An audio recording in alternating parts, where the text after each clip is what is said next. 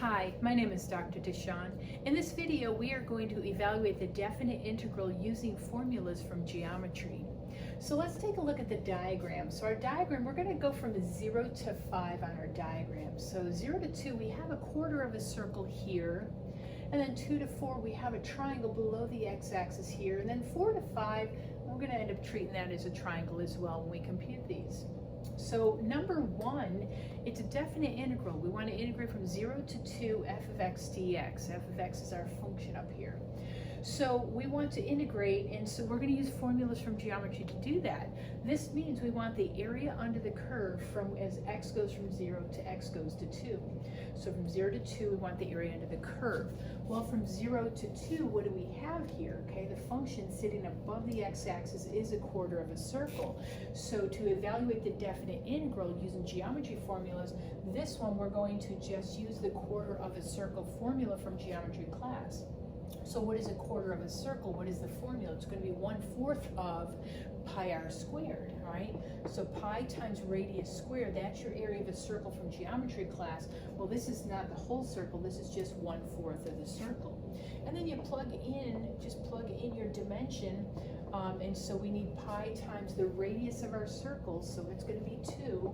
And you square that. So 2 squared is 4, and 1/4 times 4, the 4's cancel. So you end up with pi for your answer. All right. So the value of this definite integral is pi, because this definite integral means area under the curve. We want the area under the curve from 0 to 2. So if it's a geometric shape, you can just use geometry formula to compute that. Let's look at number 2. So number 2, we want the area under the curve from 2 to 4. From 2 to 4, it's a triangle. Now, the triangle is situated below the x-axis. When the triangle is below the x-axis, then what we need to do here is it's going to generate, the definite integral is going to generate a negative value. We're going to have to put a negative, all right? When the region is sitting above the x-axis, it's a positive value. When it's sitting below the x-axis, it's going to generate a negative value. All right, so when you learn to compute these later on.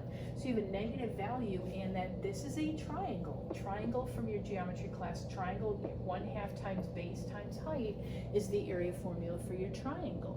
So negative because the triangle is below the x-axis, and then 1/2 of base times height. So you have the negative 1/2, and let's put our dimensions in. All right, so what is the base of our triangle? The base spans from 2 to 4, so the base is 2. And then what is the height of our triangle? Well, the height is 1. The height is 1, okay? So, and then we took care of the negative. We took care of the direction it's going because of the negative out front. And then when you compute here, so negative 1. Negative 1/2 times 2 times 1 is a negative 1. So that would be the value of the integral. All right, 1/2 base times height. So the area of this triangle is 1. Because it's situated below the x-axis, it's going to be negative 1. All right, let's take a look at example number 3. Example number 3, we want the area under the curve from 3 to 5. From 3 to 5, let's see where that is. Okay, so from 3 to 5. So from 3, so we're going to have to go 3 to 4 is a triangle below the x-axis, and then 4 to 5, let's go ahead and draw in. All right, and that's a triangle sitting above the x-axis. So to get the area under the curve from 3 to 5, we're going to have to add these two triangles together. The first triangle here is below the x-axis, so we're going to have a negative on that, 1/2 times base times height. But this second triangle here is above the x-axis, so that's going to take on a positive 1/2 times base times height. Okay, so two triangles here, so let's go ahead and deal with this one first, okay? Below the x-axis, so negative out front, 1/2 times the base is 1, and the height is also 1. So the dimensions on this first triangle, 1 by 1, okay? And then what about the dimensions on this triangle over here? All right, sitting above the x-axis, so it's going to take on a positive value, 1/2 times the base is 1, the height for this one is 2. Base is 1, height is 2. There's the dimensions of this triangle. All right, so to get the total area under the curve from 3 to 5, we're going to have to take the area of this triangle and combine it with the area of that triangle. This triangle is below the axis, takes on a negative value. When you multiply negative 1/2 times 1 times 1, you get a negative 1/2. right?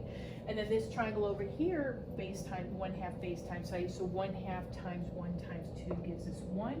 When you combine these values together, you get a positive 1/2, okay? Negative 1/2 and a positive 1 is a positive 1/2, okay? So this is how you would represent the value of the integral. The value, you're using the area formulas from geometry to compute what you would get for the value of the integral, all right? And then, so this comes out to be a positive answer because the triangle below the x-axis with a negative value is smaller than the triangle with a positive value above the x-axis. So when you combine them, so when you do learn to compute, the definite integral, these are the values. If you computed these functions, this is how the values would turn out. All right. So I hope this helps with combination of the definite integral and the meaning of the definite integral, area under the curve, and then here's a geometric representation. Thank you so much for watching.